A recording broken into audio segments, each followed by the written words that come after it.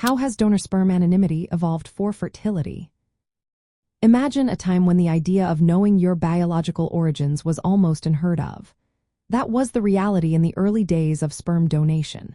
Back then, donor sperm was kept completely secret. Social stigma around infertility, especially male infertility, made privacy a top priority.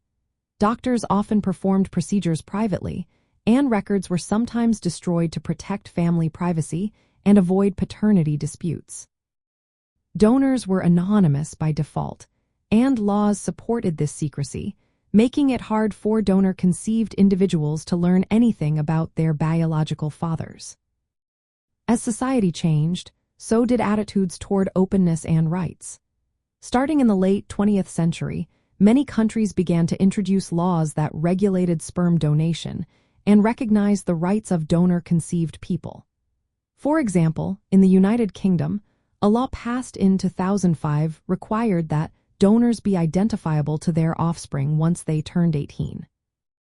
This meant that children born through sperm donation could access information about their donors when they became adults, unless the donor chose to remain anonymous.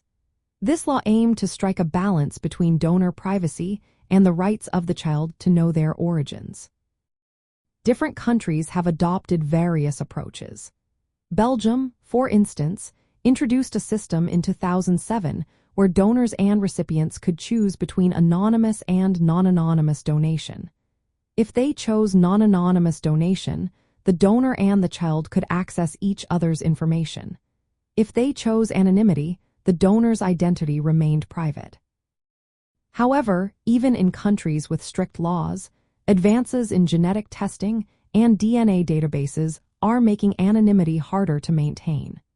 Donor-conceived individuals can now discover biological relatives through direct-to-consumer genetic testing services, which compare DNA data and reveal familial connections.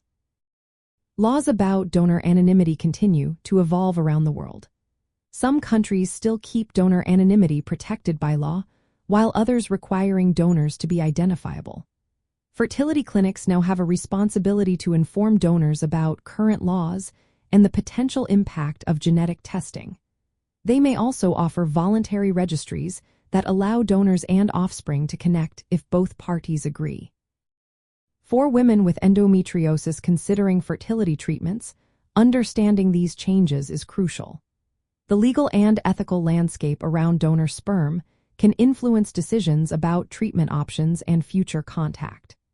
Counseling that explains the current laws and the possible outcomes of genetic testing can help women make informed choices aligned with their values and needs. In summary, donor sperm anonymity has shifted from complete secrecy to a more regulated and transparent system. This change has been driven by legal reforms, technological advances, and a growing recognition of the rights of donor-conceived individuals to know their genetic origins. It reflects a broader societal move toward balancing privacy with openness, ensuring that individuals can access their biological history if they choose to do so. Always remember, consulting with a fertility specialist or legal expert can provide personalized guidance tailored to your specific situation.